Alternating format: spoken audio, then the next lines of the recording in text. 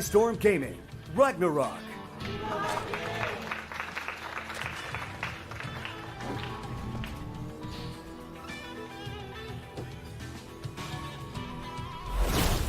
Player 1, FanTaSy. You know, these maps with the minerals that you can mine through.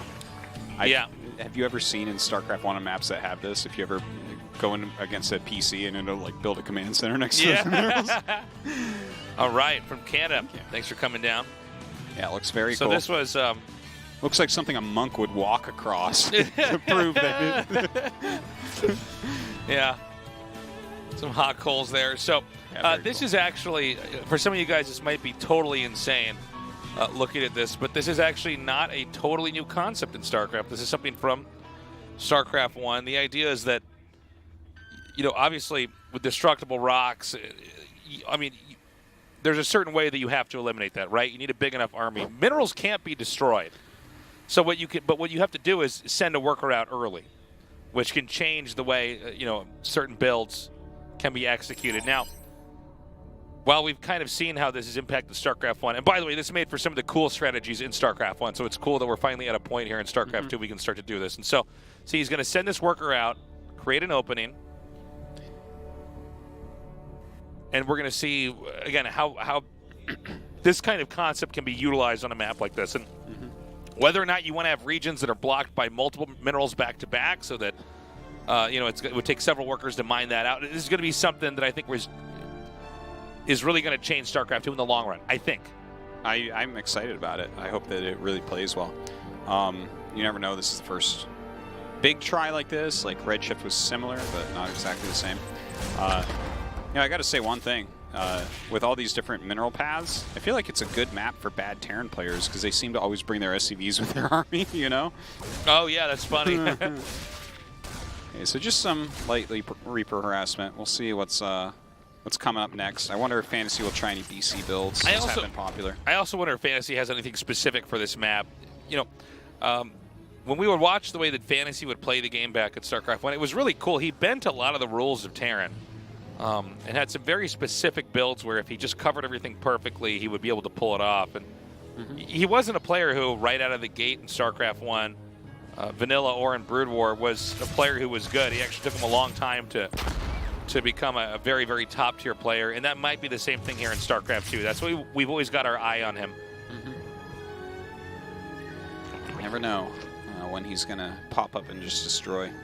Well, just delays that base slightly. Looks like he may be going into Banshee here. Banshee Hellion, perhaps. We don't see a Cybernetics or a Cybernetics core, Fusion core here. So no BC, but it does look like Cloak Banshee along with Hellions. I think FanTaSy's relatively likely to go ahead and play with mech here. I like that Overlord speed is of the utmost priority here for RagnaroK. I think that speaks a lot to his power as a macro player right now. He just wants to scout what's going on. He wants to know, is this going to be a BC? Is this going to be mech? Is it going to be bio? Is there a Hellbat push coming? What is it? And that Overlord speed obviously is going to help him to find that out very quickly. Here comes the Baneling's Nest now. One thing about FanTaSy also is that it's weird. He looks occasionally to be much more advanced than other people playing the game, but he's also made some mistakes that were things that he basically should have had sorted out in StarCraft 1. Does that make sense? At least in some of his StarCraft 2 games. I'm not sure where exactly he is in practice, but... Yeah, it's hard to say. I think, we don't know, I think, is the best answer, is we don't know exactly how good he is at this game yet. And I think people can look at it and be like, well, he's in the round of 16. That's how good he is. No. We haven't really seen enough of his game since he's been back, plus because he just came back and he is a player that was a super champion before, not just like a regular champion, but like, you know, like not just a regular tournament, but a super tournament, one with lots of Protoss. That's kind of what FanTaSy is, you know. So, yeah, we aren't quite sure yet. We will see over the coming couple of years. Ooh, Banshee speed and mech. Sick. So a little bit of that Gumiho style. And now with the Gumiho style, what you do is you stay back, and you're capitalizing on the fact that Banshees, with speed, can dart around the map so quickly. And if the Zerg is out of place at all, I mean, locations just get pulverized. So, and then, of course, behind that, you're making a very strong mech army and going into a late-game engagement. And this is more of a traditional approach of how mech was played, even back in the very, very early RTS days. The Speed Banshees kind of add this whole new interesting thing. You know what other player actually was a big Speed Banshee mech player? It was Ryung. That's right. Yeah. I think he must be in the military now. I haven't heard it from him in quite some time. I believe he is in the military now, yeah. He's doing a bit of commentary and stuff, but yeah, I haven't even seen his name in a qualifier. But anyways, we do have some Cyclones being made. That Banshee speed will be done relatively soon. Roaches are being made here from RagnaroK, who's continuing to expand and push his creep. Gotta be careful, you don't want to lose those right before speed's done. You feel like quite the fool. We've actually had some games where the Banshees are eliminated immediately, and it is quite unfortunate. It's like whenever a Banshee dies like 2 seconds before Cloak finishes. Yeah, that's like, a sad moment. Whoa! We'll never truly get used to the range. I think at some moments you think, My God. really? Damn. My God. Okay. Speed is almost done now. Yeah, again, RagnaroK's also, I've been talking maybe a little bit too much about FanTaSy here, but RagnaroK's also a player who we kind of remembered him as this cheesy Zerg player. Yeah. And for good reason, he was actually very cheesy. And then he'd occasionally get into situations in games where he'd lose in a situation that kind of didn't make a lot of sense, just for how most of the other games went here. But he's really transitioned into a really healthy macro style, a very good reactionary style. So these are two very unusual players to have here against each other in the round of 16. Feels like we're seeing him do what Lenok did last year, where you're this Zerg that's kind of not doing that well for a long time, kind of overly aggressive, and then suddenly you are one of the best macro Zergs. Yeah, and I don't want to oversell him yet, but what I've seen so far this season really makes me excited. I mean, Katowice as well. I mean, a lot of people have seen this and commented on it. He's looking very strong. Now, it looks like Battle Mech is the choice from FanTaSy. I miscalled this earlier. I thought it was going to be more of a turtle mech, but no, not at all. It's going to be a mech where he comes out and tries to get in a fight here. Now, Ravagers don't really have as much that they can do against this army comp. These units have the easiest time dodging corrosive vials. Yeah, but you know, the idea of the Ravagers, I think, is to throw down the vials for your retreat, because then they can't follow you in, and thus the lock-on will end a little bit quicker. So I like having just a small amount of Ravagers in there.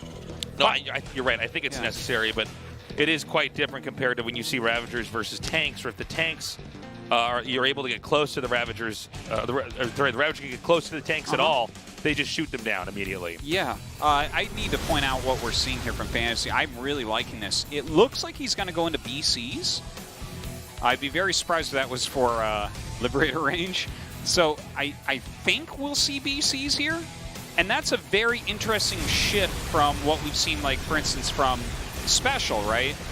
Ooh, nice. Picks off a couple of screens. But let's see if he starts some BCs. I'm very excited about this, though.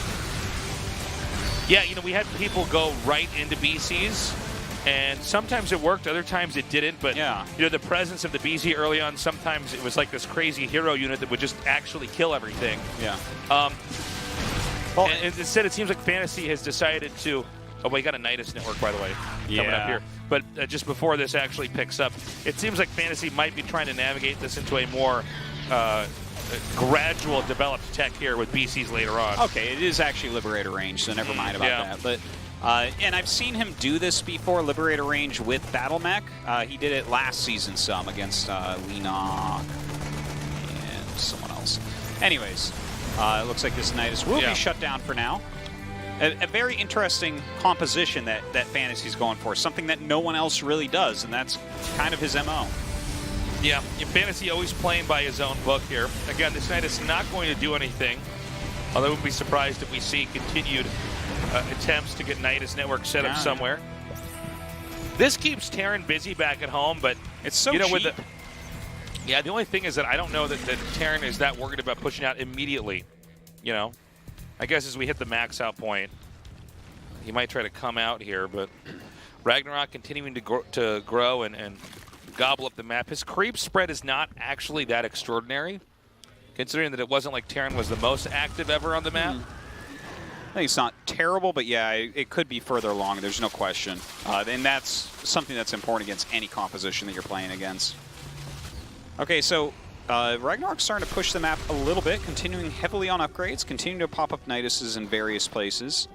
That's kind of interesting, the way that he's using his Niduses right now. It looks like he might actually be using some of them defensively. Yeah. I'm Starcraft 1-esque if that's the case, because it takes a long time to walk up to this base, so you can just pop out some units. The Nidus network in StarCraft 1 was almost exclusively used as a way to have your army in 2 locations at once, but almost always for defensive purposes. Yeah. But you know, Blizzard, I think, adjusted the Nidus network to be actually more exciting here in StarCraft 2 as a way for Zerg to actually, pounce with a giant army somewhere else on the map without just having to use a bunch of overlords for drop here. Instead, you can actually unload an entire army, traffic that through the map. It's just funny watching. Look at this. Try to kill These things stuff. are just terrible against air. Look at this. You remember when they first came out and they did so much damage against air that literally we had games where Maru only made Liberators? So, they killed like all the Corruptors after killing the whole ground army. I better get out of here. It's going to be 60 more missiles and then I'm dead. Okay, so a lot of factories being added, command centers as well. Both sides kind of filling out their tech a bit. Yeah, harpooning here on the Liberators. Hydra sniped that down. Kind of nice.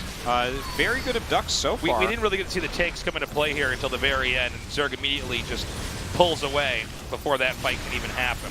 Yeah. Oh, does he continue to move forward? Yeah, it looks like he does. Hey, great corrosive vials. That's going to take out 2 of those Liberators right there. Continue to make lots of Hydras here. He's going to have to refill the energy immediately upon those Vipers. Definitely a very important unit to go with the Hydras in a composition like this. So far, FanTaSy hasn't made much of a splash here on the map with his mech, even though he's at the point supply-wise where he's, the goal is no longer to try to turtle out. It's to try to pick fights and see if you can't seize control of the few no man's land expansions on the map, because it was pretty clear that you can cut this map in half diagonally. You see this? Do you see what I see? Yeah, look at that. StarCraft 1 play. That's amazing. Pops in, that pops was out. Super cool. Super cool stuff. Really, and I mean, the thing is, the map is making it hard for him to run there. A lot of times, Zerg can just run anywhere when they have that creep spread. Oh, my God. Yeah, really nicely done. Damn. Look at that.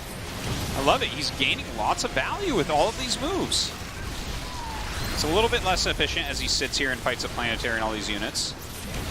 Look at this. Okay. That was incredible. Yeah. And then he just runs away.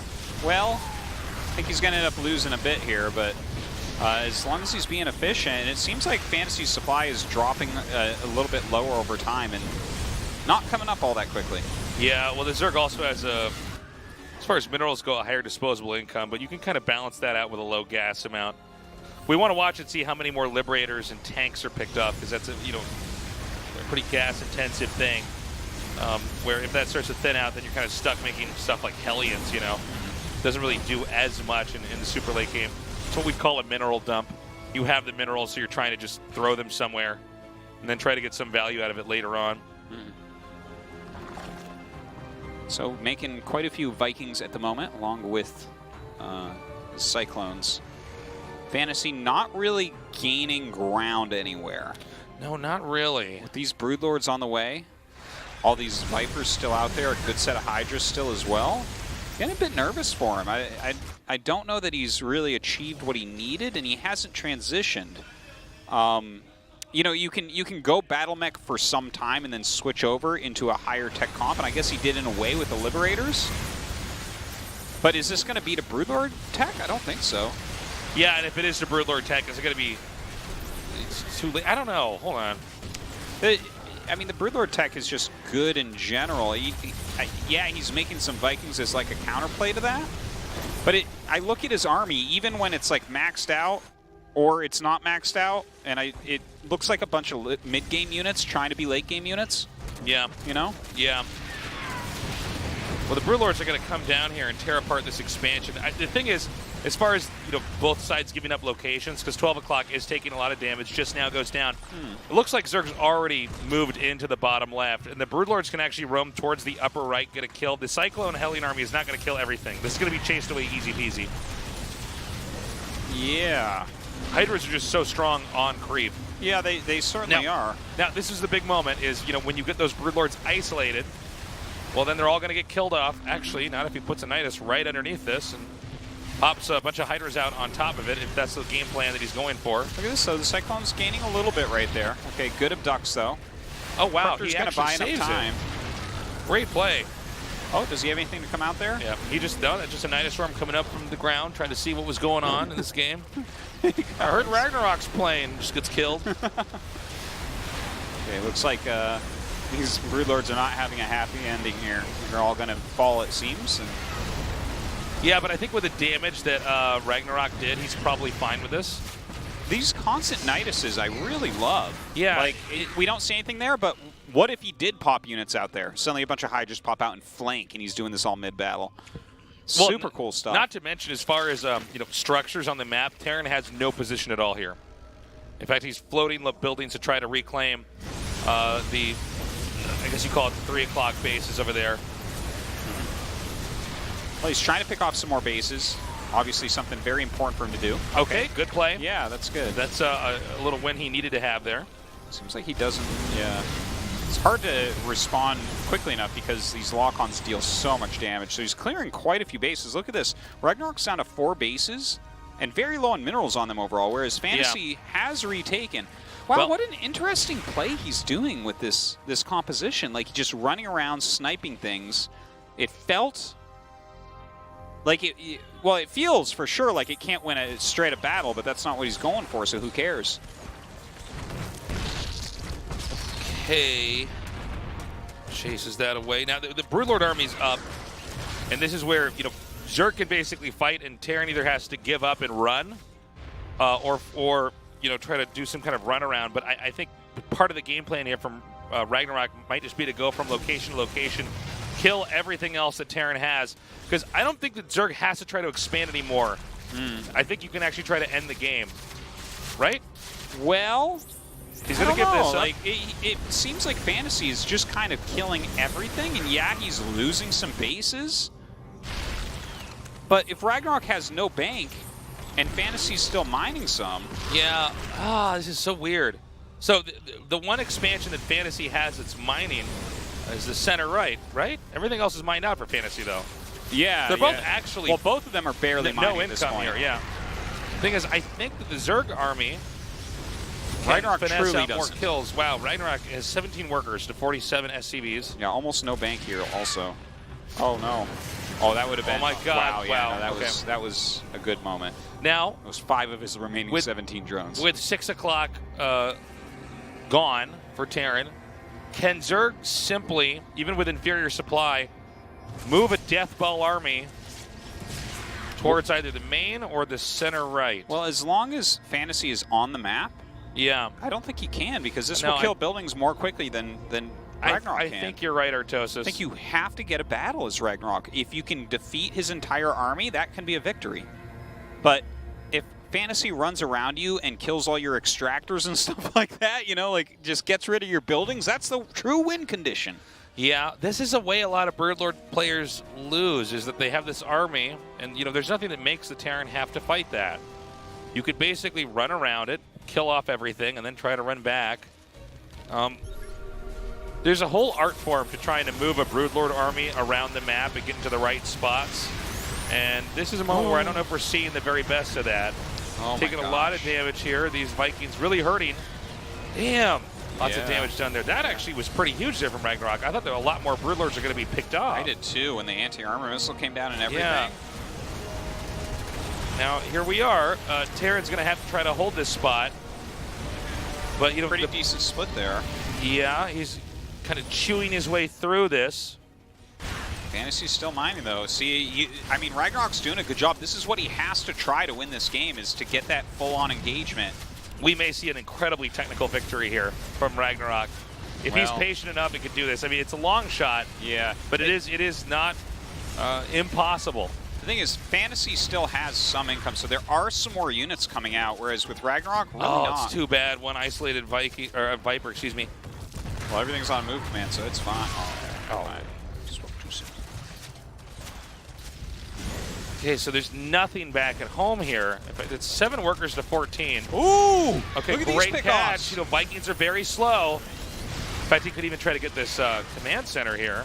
No, he wants to come up. There is a slight chance of a draw in this game, I do want to point out. Yep. He does not have a corruptor. So, like, if it gets super weird, it's possible. Okay. It doesn't seem like that's going to be the case. Cyclones are coming underneath here. Oh, here come those Vikings, though. Look at this. Oh, my God. This game is so crazy. There it is, GG. You should call him FanTaSy. FanTaSy. Wow, FanTaSy. By the way, we got to have a game on Thunderbird. Yay! It was good. I liked it. It was interesting with the Niduses to kind of defend those very side bases that he hadn't mined through. Yeah. I think that was part RagnaroK, part the map, but I'm excited to see more of it. But FanTaSy comes out on top. You can see RagnaroK had this army that was really hard to deal with, and so you know what? FanTaSy didn't deal with it. He kept counterattacking, he kept hitting bases, he kept maneuvering around. And even though there was this really cool approach where RagnaroK would spring Nidus networks just in the middle of the map sometimes, he managed to get that lead, and RagnaroK in one last-ditch attempt tried to push through the entire map and kill it. FanTaSy got tanks in his main and had one base mining in the upper right. He took out the Broodlords, he took out the Hydras, and he won game 1 on that. It was a really well-played game. Very much enjoyed that. All right, King's Cove, map number 2. A little bit more straightforward this map. All right, let's go to game 2 on a map that we are very, very used to, unlike Thunderbird. 시작됩니다.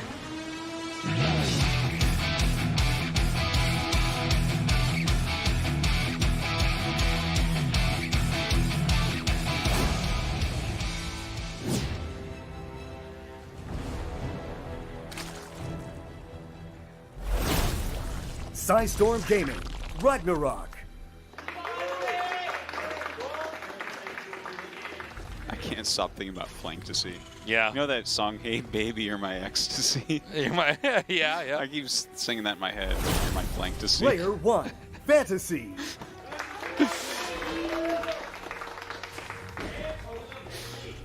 By the way, the winner of this match will face off against Hurricane. Yeah, that should be a pretty good match. I think RagnaroK versus Hurricane is probably something I'm a little bit more excited to see than FanTaSy again against him. How dare you? I know. I'm terrible. I'm a bad person. We're supposed to let our bias come out. My bias is coming out. RagnaroK might become my new Enoch. I don't know. We're gonna wait and see. You're gonna have this tragic relationship with him as a caster. You think he might be the one to take it, and he doesn't do it. Don't know yet. Is he your rebound from Lenok, basically? Oh, I still love You need to go into therapy, Artosis. You Lenok. just keep finding these Zerg players and falling in love, okay? And saying they can change and they can win GSLs, and then your heart gets broken. I know. You know? This nerd turns 30 next week. 20 plus years. The dirty Happy 30. birthday! Happy birthday. The dirty 30. Listen, guys. 30, is that what that's called? That's what the dirty 30, man. 30s, by the way, better than 20s. For those you younger people watching, it's so much better. Right now, I'm half the way to 72. I'm so happy. I'm just excited to die, everybody. What was I saying? I lost my train of thought. Oh, something about FanTaSy. I was talking about how you just fall for these Zerg players and get hurt. Oh, yeah, no, I do. You know, sometimes I do. I'm like, why don't you go find a nice Terran player and settle down? You know? Oh, I did a long time ago. I got my Protoss player. It's SOS. Me and TY have an open fan relationship. Oh, really? Okay. Yeah. Okay. Where I'm allowed to like macro Zergs as well. Okay. You're allowed to see other macro Zergs as long as he knows about it.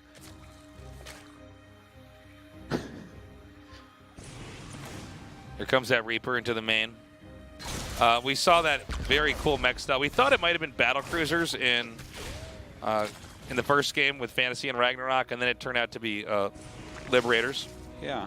He really has his own take. The Liberators are actually the least impactful part of that entire build, by the way.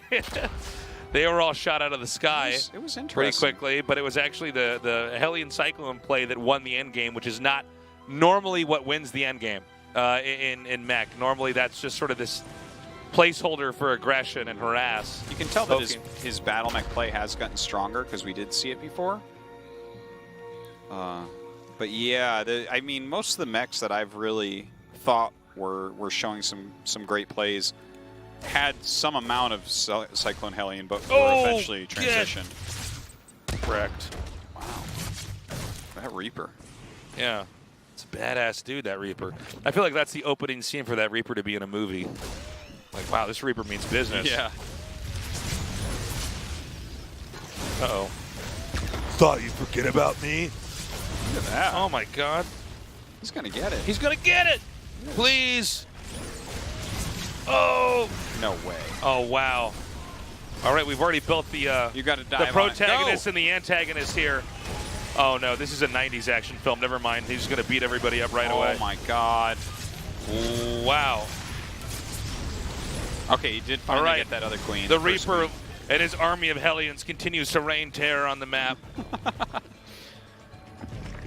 Roach How do you know that the Reaper's in charge of the Hellions? Oh, he's for sure in charge. What is maybe it? those 4 Hellions are all best friends and they're in charge of the Reaper. There's just one Hellion in the back. He's the leader, and the Reaper's just the oddball here. No, they're all equals, except for the Reaper. I can't believe how much damage it did back there. Yeah, Not that often we get to see that happen like that. Okay, so an armory's on the way. Cloak, a lot of Hellions. I think it is going to be mech. Seems pretty obvious at this point. But just the Hellbats by themselves are going to be very, very scary. Oh, no. Look at that Reaper. He is the boss. He's so lazy he didn't even attack that. Good. Continue to destroy these eggs.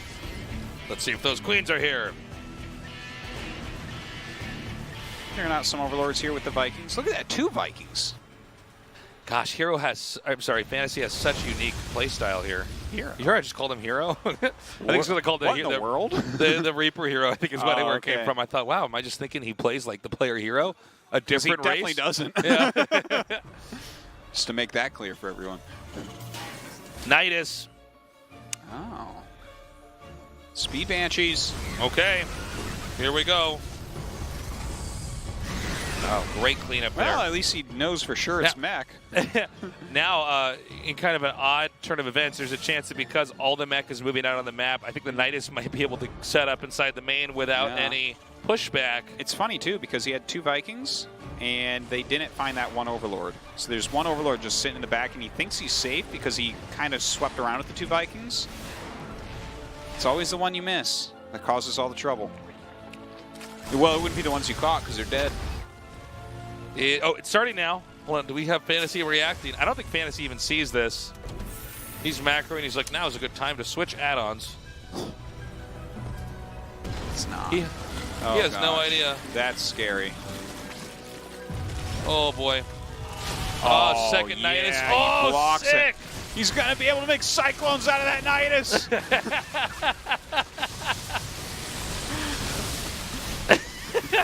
You're so funny. Is anything even coming out of it? Yeah. It's just a blocker. Yeah. The Nidus can finally do its job as a body blocker. It's an offensive Nidus. Yeah, that's what it's always wanted to do. Yeah. There we go. All right, well, that's it. We'll be going into Game 3 now. This game is. But there's 2 Cloak Banshees here and no Overseer. Yeah, you're right. It's so still, it's absolutely still a game of chance. All right, well, FanTaSy, do what you do best, man. Yeah, there's 2 factories and 2 factories in construction. GG. Okay. RagnaroK pulling the rug out from under FanTaSy in Game 2. Yeah. I like it. By the way, cool that's game. the kind of play we would see from RagnaroK years ago. Oh, it was well chosen to go right Yeah. there, though. And I think that it was completely reactive to not lose the Overlord. There's no way you would have tried it otherwise. In FanTaSy, you know, that's a rough game to lose because he was doing very well. And if he had caught that Overlord, this game goes on for a very long time. That's right. So that's a heartbreaking loss. And if he gets eliminated, he's going to be thinking about that one. Man, FanTaSy he had vision of that too. He just completely missed it. Happens to everybody, unfortunately. You do not want that to happen in a GSL match. I mean, you know, in some ways, RagnaroK kind of got the free win. Also, it was quick. Losing those Lings, ironically, you know, normally that's a disaster to lose that many Lings early on to all those Hellions. Actually, made FanTaSy feel so confident moving out on the map. He had nothing to defend when the Knight has popped out. Yeah, very true. Okay, so Cobalt. Remember when we used to be excited to see Cobalt? Yeah. No, now it's all about Thunderbird. That's right. That's like back when people had pagers or Tosis. Yeah. Okay, a bunch of young people watching this don't even know what pagers are. All right, we are going to go into game 2. Pages are people that like pages. Exactly. What is that, people that read books? Pagers? Yeah.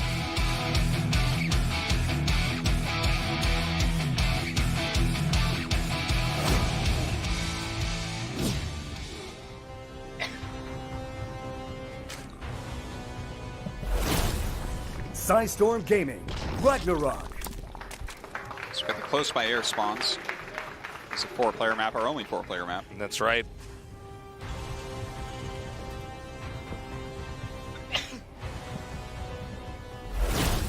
Player 1, FanTaSy.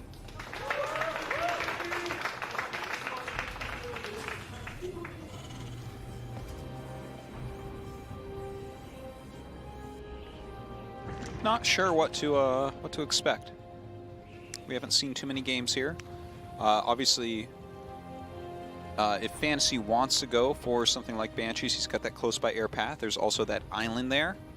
Yeah. And if he does go air, I mean, maybe there's a possibility he can take that island. It's trickier to take islands in StarCraft 2. Yeah, it's tricky. You know, one thing about it pretty easily, right? You know, we've been casting both StarCraft 2 and StarCraft 1 guys. We're casting KSL actually tomorrow and the day after. But you know, one thing about StarCraft 2 is you start with so many more workers, the game speeds up better, which I think is actually better for TV. StarCraft 1, it starts out pretty slow. Yeah. You kind of slog through the early game, but it also means that you end up with so much tech and such an army, oftentimes an air army. It's hard to kind of just snag an island without also being exposed. Yeah. To one of your other expansions. Hey, did you see what's below this map? This is like the city in Fifth Element. Oh yeah. See that? There's Bruce Willis down there. And that orange-haired girl. That movie's it's like a classic, but it's kind of dumb. He's like, oh, there's a Fifth Element. It's like, well, there's a lot more than that, actually. I don't know what you mean. I'm going to talk with Mr. Che about replacing you with Rapid, someone who actually loves that movie like he should and like everyone should. That's like the greatest movie ever. The Fifth Element? It's one of, yeah. How dare you? We used to make so much fun of that movie back in the day in our old cast. About? How dare you? It's a funny on movie. The record. They're inside of me. They're inside of me. You mean the stones are literally in you? Okay, well, that's a good thing I don't get metaphors. Let me just dig into your dead corpse and get the stones out. Why would you have a surgery to put those stones inside your body? That is a great movie. Yeah, you wake up and she's like, oh, I got to sing. I better be careful using my diaphragm because I've got ancient stones inside my body. Maybe that's why her voice sounds so good. That's true. That could be it, You ever think of that? And here's the other part. What if she had, what is her name, Lilu? Lilu, I'm not sure. What if she had Lilu sewn inside her body too? Then could she just go to the temple and do it all herself?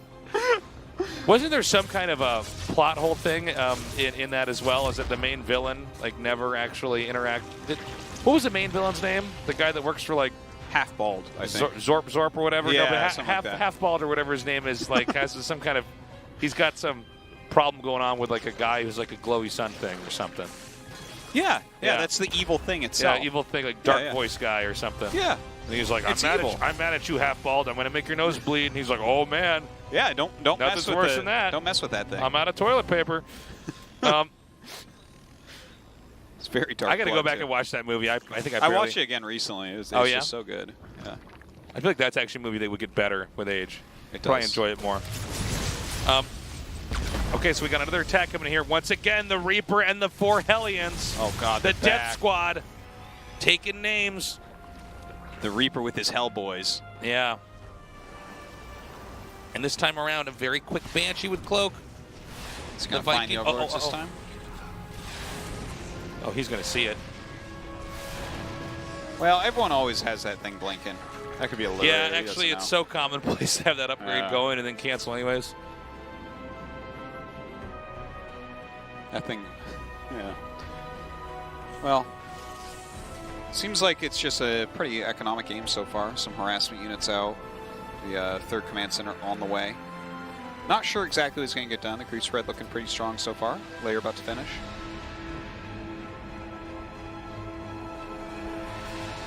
Roaches, more of them coming out now. I don't think we're going to have any early Nidus play this time around. It's kind of a thing you throw out in a best of 3. Yeah. To get them. Nidus play, like aggro Nidus play, basically never works 2 times in a row. No, it because should. you know the player's head is supposed to be in other places. Mm-hmm. So it looks like Mech here for FanTaSy once again, going for that Banshee speed right now. I love that he just doesn't go bio. Yeah, he's sticking to this, man. Yeah. I love styles like this. What do you think about those roaches in the center chases? I really like them, Artosis. Yeah, they're pretty cool right there, aren't they? But what about these Hellions where the minerals are? But the roaches wish they were over here now. Yeah. That's why you don't normally see them in the middle of the map. You know what's funny? Is unless you're cross spawns, that watchtower doesn't have the most power.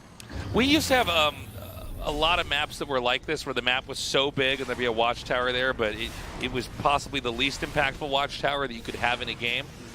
What would you think about them having a watchtower that gave way more vision? Way more vision?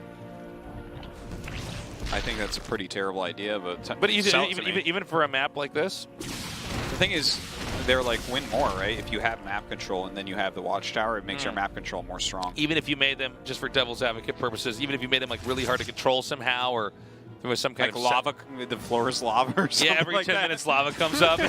Oh, I'm down for that. I'm down for that. Yeah. Anything that will make pro gamers want to veto it, I am down for. How long will we have to have StarCraft 2 out to have maps where lava comes up on the ground every so often? That could make for some good TV, Artosis. It really could. The lava's coming. Everybody, our hype casting Alarms gets so much go better. off. Whoop, whoop, whoop. Lava's coming up for no reason. It makes no sense. It makes perfect sense. Yeah. Our GSL Rapture season would have been the perfect one for that. Lava themed. We really missed it. Yeah. It's too late now.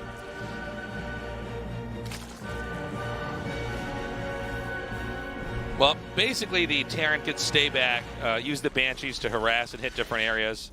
Seems like there's not really more than 2 spots you can hit with Banshees, though, in these kinds of spawns. It's funny because initially you'd look at that and think, oh, okay, well that's easy access to both the main as well as this this rim of minerals just over the vacant area on the map. But actually, it's kind of hard to get around with the Banshees towards the upper right side of the Zerg's base, even with speed. But eventually, doesn't RagnaroK have to expand to the top right, and then maybe the Banshees become strong again? Perhaps.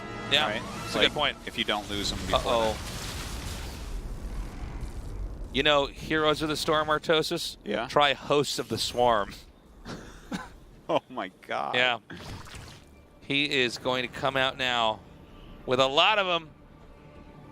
But Banshees are fast! Yeah, they're pretty good against these. We're fast and invisible.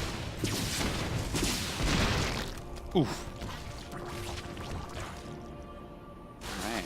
Well, knocking down the rocks, getting ready to start using these swarm hosts a bit. Oh, those Banshees are really annoying. Look at that. It's actually crazy how much damage they can do. They really can kind of go uncontested. Even Queen's on creep, scrambling to try to drive them away. Yeah. Well, when they get close, these Hell Muffins are going to go to work. It looks like he can park right over where that, like a third base could be taken here. Or sorry, fourth base actually could be taken, and just start to fly in and do damage from there. Maybe carving away at the main base here. Problem is with Banshees with speed, you need to get enough creep over here to where they can actually come up here and help fight. You know, right now there's actually just no anti-air. Ravagers do not count as anti-air against speed Banshees. No, certainly not. You're never going to hit anything. But look at this. I mean, I guess you can sit and fight those, but this composition is very funny. He's got all these queens. Yeah, he's pushing the creep up. I think the whole plan is to just launch Locust Wave after Locust Wave, but it seems hard to kill people with that nowadays. Well, it also seems like we're getting to the point where if he doesn't start to get to do that now, it's not going to happen. And, you know, even though they're kind of close and that they're both sharing the bottom, they're actually pretty far from each other as far as walking distance. And even though it's the Swarm hosts that are fast at walking on the ground, they can't really control an area until they actually get Queens over there to help them cover. Wow, the Banshee's getting so much work done. Look at that. So few Queens left over here. Okay, but now the Locusts are actually in range. Now, with all these tanks clumped up, okay, Hellbats in formation here. Wow. Well, that was a good set of Locusts. finally we see some actual value coming out of that, but he did lose a lot to be able to do that. Not sure how many times he's going to be able to do that because the Banshees are still floating around, still being produced as well. Yeah, he's actually pushing some spores up. Oh, I like that. I like that. I still can't figure out if this is going to work or not. I mean, yeah, he's close enough, right? But Terran eventually outgrows this. It's not normally when the Terran is almost maxed out and the Locusts start to hit that this means it's going to work, right?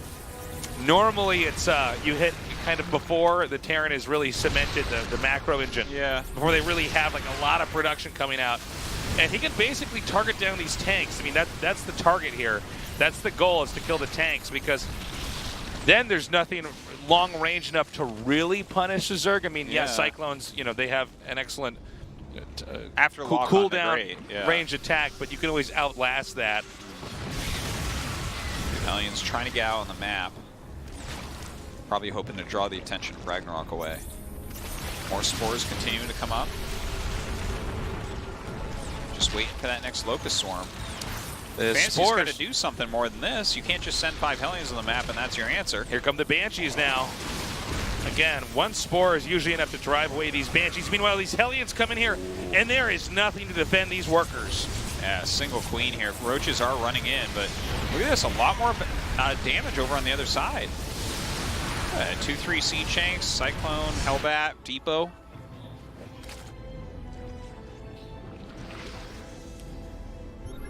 So this expansion up here, this one in the upper left, it's going to be hard for the Swarm host to really get to it, but the Roaches are enough.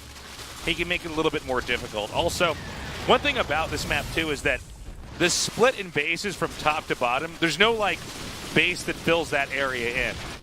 So it's actually very hard for Terran to hold this in long drawn out games. It's kind of interesting how it's like 4 distinct segments. Yeah, this map is very clearly cut into quadrants. And I guess the islands are sort of shared, but you get the picture here. Look at this. He's bashing in with these swarm hosts. Doing a great job. I think he basically won this this game, RagnaroK did. Seems pretty over. FanTaSy does have some decent mining still going on, so trying to hold on, but like, how do you deal with this set of units? He's making more and more siege tanks, but as soon as the Locusts come up, that has been a great counter thus far. He doesn't really have anything to shoot the Locusts out of the air. Doesn't really have Hellbats to soak up the shots anymore either. Very quiet counterattacks from from FanTaSy that aren't really doing anything. And with the inside of the base about to be completely destroyed here, I think we basically have RagnaroK as our winner. I don't know how long FanTaSy is going to hang on. I mean, he has, out of all the players currently in GSL Codex, he basically stays in games the longest, but I mean, you guys see this game like I do. I don't know what on earth he can do to try to recover here. Seems quite difficult.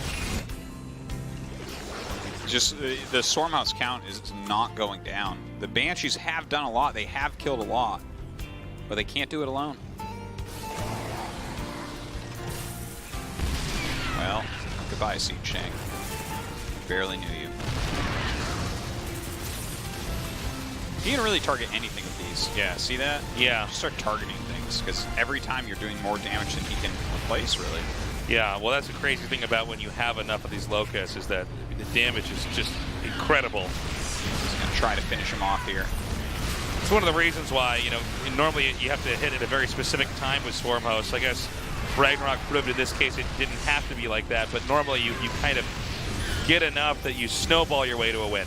And you kind of, it's a game of tug of war, and either the Terran can eventually snipe all the Swarm Hosts or outgrow them and you can't do anything, or the Zerg cracks in and starts to eat through the defense initially, and then expansions and then infrastructure, and the game's over. Looks like this base is going to be going down. FanTaSy is expanding towards the top left, and I think he's making factories up there. But his income is starting to drop as he loses more bases. Oh, this could be good. All right, all right.